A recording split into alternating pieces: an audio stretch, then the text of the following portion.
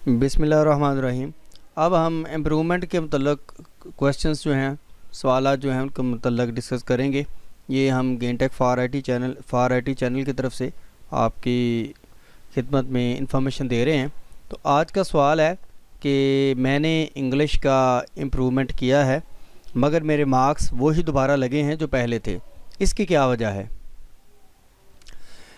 देखें, स्टूडेंट जब भी इम्प्रूवमेंट अप्लाई करता है तो वो दो टाइप्स में करता है, या वो सब्जेक्ट वाइज करता है या वो पार्ट वाइज करता है। तो आपके सवाल में ये है कि आपने इंग्लिश का इम्प्रूव किया है, तो इसका मतलब ये है कि आपने सब्जेक्ट वाइज इम्प्रूवमेंट अप्लाई किया है। अगर आपके मार्क्स दोबारा वही लगे हैं जो पहले थे तो उसकी वजह क्या हो सकती है?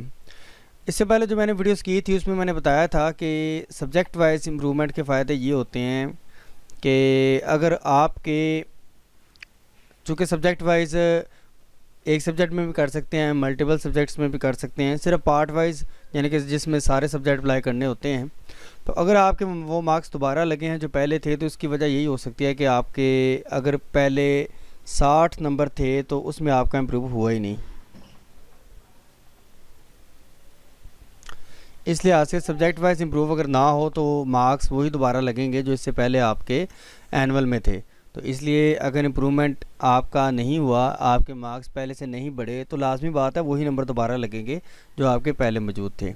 इसका बेस्ट सलूशन यही होता है कि आप अपना रिज़ल्ट कार्ड देखें ऑनलाइन, उसमें लिखा होगा नॉट इम्प्रूव्ड, स्टेटस जो है वो नॉट इम्प्रूव्ड होगा। तो अगर इम्प्रूव नहीं होगा तो मार्क्स वही लगेंगे जो आपके पहले थे। तो मज़ीद तलीमी वीडियोज़ के लिए हमारी वेबसाइट विज़िट करें gaintekfarit.com, और इंशाल्लाह हम मज़ीद तलीमी वीडियोज़ आपकी खिदमत में पेश करते रहेंगे।